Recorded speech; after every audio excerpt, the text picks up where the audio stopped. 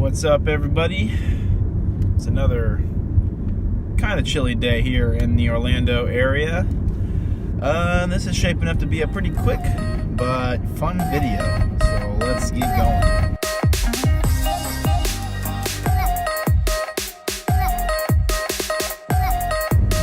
So I'm always getting people telling me, Colby, you live in Orlando, how come you're not doing any videos at Disney? And well, if you go back and look at my original vlog format, a couple months ago when I tried it, I went to Disney a couple of times.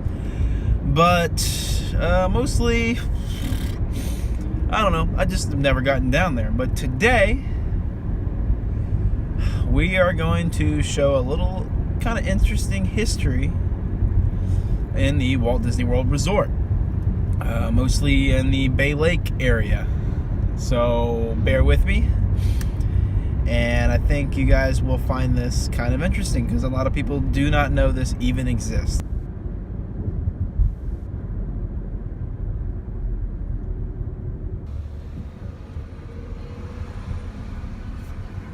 Hello.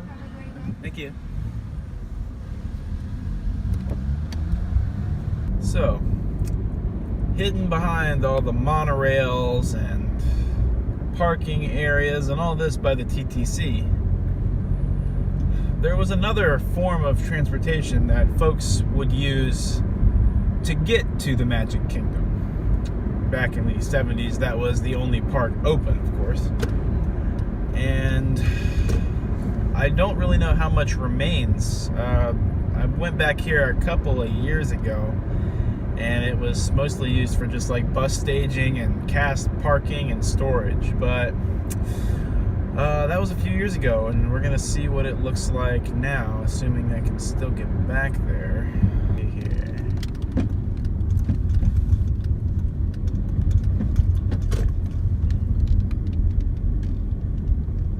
Interesting.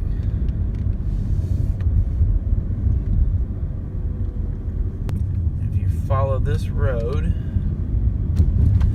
back through here, around the bend, yep, looks like it hasn't really changed.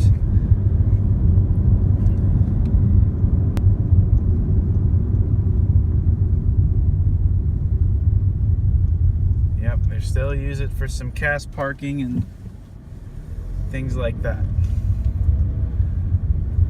So you see this straight shot of road. It's a couple hundred yards long. It looks just like a regular road, but back in the 70s when the park first opened, this was an airstrip, and they called it Stolport, S-T-O-L. That stands for short takeoff and landing, and flights would actually come from Orlando International, or McCoy as it was called back in the day, and it would be a 15-minute flight from here, and they would drop off usually high-profile guests, and they would drop off here and take off and go pick up some more people. And that went on for about 5 years. Wow, look at all this stuff. There's a bunch of just like random stuff that they've just discarded in the parks. But nowadays, yeah, it just looks like it's some truck housing, equipment housing, portable offices. But back in the day, this was an airstrip. I think just, you know, with the frequency of all the buses and things like that, they just figured, it's easier to just run that than operate a small landing strip and all the liabilities that come with that. But that is the Stolport. I'd show you more, but there's really not much to show.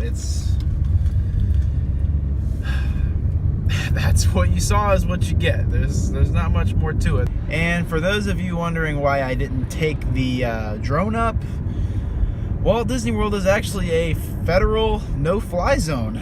After the 9/11 terrorist attacks, Disney lobbied the government, federal government, FAA, to institute a no-fly zone over all of their properties in the United States. So Disneyland, Walt Disney World, possibly a couple of their hotels. I don't know how far-reaching this is, but essentially the entirety of Walt Disney World property and a 3-mile radius outside of it is all protected no-fly zone. So that kind of makes things difficult, because sometimes there are some places in Kissimmee I'd like to show, but Kissimmee kind of encompasses either that 3-mile radius or the 5-mile radius outside of Kissimmee's regional airport. So unfortunately, I can't give you any aerials of the Stolport, but there are a lot of old photos that I can show, and that's about the best we're going to get for right now. And while we're talking about Kissimmee, I guess I should probably kind of show what Kissimmee, especially this attractions area of Kissimmee, has kind of turned into. So for those of you more familiar with Disneyland, this is basically our Harbor Boulevard. I mean, at one point there were a lot of attractions and fun things to do, but this is basically just turned into gift shop central and cheap motels. And that's mostly to do with the fact that Disney started offering a lot more value on-site resorts, and it's pretty much just drained and sucked this town dry of anything of value. And a lot of people that visit here always ask me, what do these marker signs mean? What are the markers? And the simple answer is, they were a way for tourists to know where all the attractions were. They would get a map of US 192, and it would have the list of all the attractions, restaurants, things like that, and a marker number that corresponded with them. So they could always have an easy way of finding where they needed to go for that specific attraction. It was really a pretty genius idea, but almost useless nowadays. I don't think there's a better example of a 192 area attraction than the Bonanza Golf, which is pretty cool. It's been here for a while. Let's look at the gift shops, the cheap tickets. This is the definition of a tourist trap, and it's pretty much what you would expect on US 192 in 2017. So I'm not going to dwell on US 192 Kissimmee for too much, because it is, you know, it is what it is. It was once a thriving area, and now it's more or less a ghost town. But, you know, I just always think it's kind of an interesting story, because it was such a cool area. I mean, even when I was a kid, there was a lot of interesting stuff here, and it's just slowly just been sapped dry by all the interior attractions and hotels that Disney's put in. And it's sad, because, you know, this could be a cool area, and sometimes I wish somebody would pump some life back into it, and nobody's really made too much of an effort at that. They are building a Margaritaville resort / retirement home, I believe, at the very end of 192. Maybe that will do something, but we'll see. So Disney has air restrictions, airports have air restrictions, but I think I've found a place in the attractions area with no air restrictions. I've been wanting to fly around the attractions area for quite a while now.